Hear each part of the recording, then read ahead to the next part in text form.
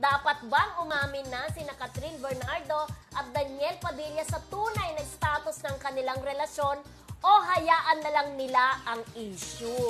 So, dapat bang mag-comment sila or dapat bang linawin na, gano'n? Once and or linawin o dapat bang magsalita na? Tatlong araw na ako maybe Ano ako? No! Ay yes, dapat bang umamin na sina Catherine at Daniel sa tunay na status ng kanilang relasyon? Oo, dapat silang umamin kasi mayroong karapatan ang mga fans nila na malaman kung anong real score sa relasyon nila dahil naging bukas naman ang relasyon nila, ang romansa nila sa publiko, di ba? Yes. At para hindi na magkaroon ng mga agam-agam, ng mga opinion, ng mga kuro-kuro sa relasyon nila, dapat talaga linawin nila kung anong estado talaga ng relasyon nila. Ayun. Pero sa akin, no. Bakit kailangan nilang magpaliwanag? Sabi nga, it will die a natural death. Kasi kung mag-explain ka na mag-explain, lalo lang yan.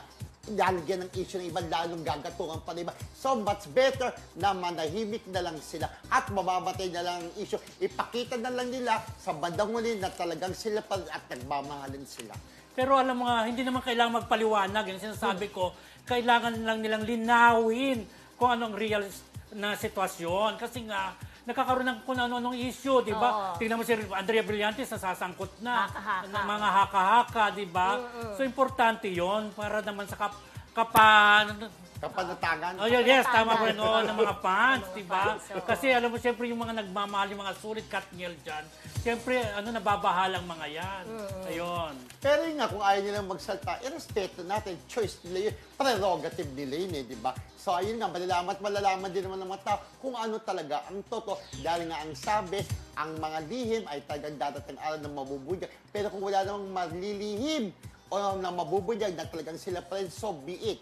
Basta happy sila, go lang ng go. No need to explain. Basta ako naniniwala kasi na basta tahimik ka agad dyan kung malinaw ng mga sinasabi nila. Kung hiwalay kami, kung nagkakatampuan at naayos namin, ganon.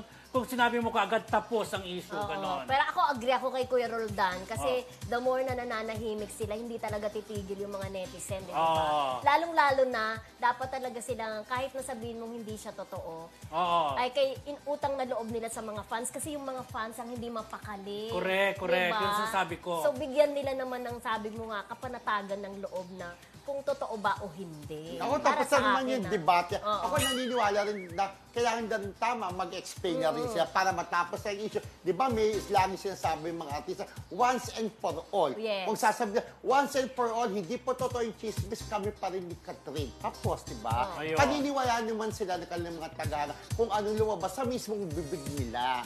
Di ba? Okay. Anyway, comment lang po kayo kung sa tingin nyo, dapat lang magsalta sa issue ang Catherine o manahimik na lang sila sa di umano'y hiwalayan nilang dalawa.